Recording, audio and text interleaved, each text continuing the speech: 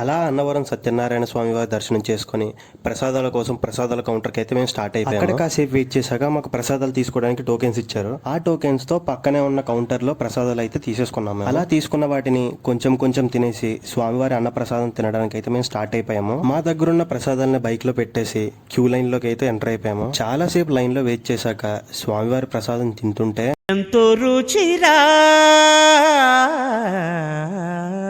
అలా స్వామివారి ప్రసాదం తినేసి బయట తిరుగుతూ ఉంటే ఇక్కడ ఒక అతను లైవ్ ఆర్ట్స్ వేస్తూ కనిపించారు. ఇక్కడ మేము చూస్తూ చాలా సేపు ఉండిపోయాము. మా ఓడ కూడా ఫొటోస్ అని గోల పెట్టేస్తున్నాడు. వాడికి ఫోటో షూట్ చేద్దామని వేరే లొకేషన్ కి అయితే వెళ్ళాము. ఇంత గోల్ చేసినోడు ఫొటోస్ తీసేటప్పుడు కెమెరా చూడకుండా అటు ఇటు దిక్కులు చూస్తున్నాడు. ఇక గుడి నుండి రిటర్న్ వచ్చేటప్పుడు పంబా రిజర్వాయర్ అయితే ఎక్స్ప్లోర్ చేసాము. అక్కడ ప్లేసెస్ గానీ ఆ లొకేషన్ గానీ అన్ని టాప్ నాచ్ ఉన్నాయి. ఎక్స్ట్రాడినరీ, చాలా బాగున్నాయి అన్ని కూడా.